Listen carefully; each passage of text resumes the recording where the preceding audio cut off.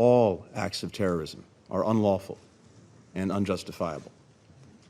They're unlawful and unjustifiable whether they target people in Nairobi or Bali, in Luxor, Istanbul or Mumbai, in New York or Kibbutz Berry.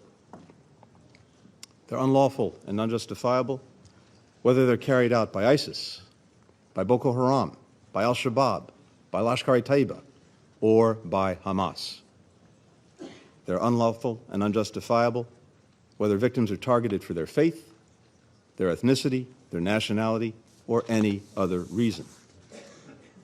And this Council has a responsibility to denounce member states that arm, that fund, and train Hamas, or any other terrorist group that carries out such horrific acts.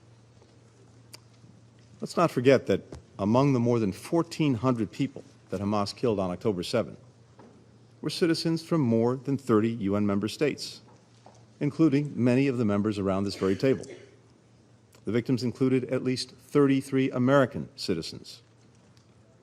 Every one of us has a stake. Every one of us has a responsibility in defeating terrorism. Second, we all agree on the vital need to protect civilians.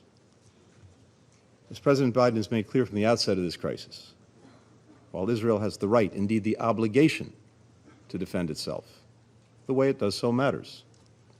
We know Hamas does not represent the Palestinian people, and Palestinian civilians are not to blame for the carnage committed by Hamas.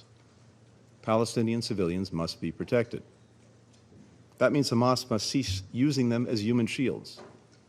It's hard to think of an act of greater cynicism. It means Israel must take all possible precautions to avoid harm to civilians.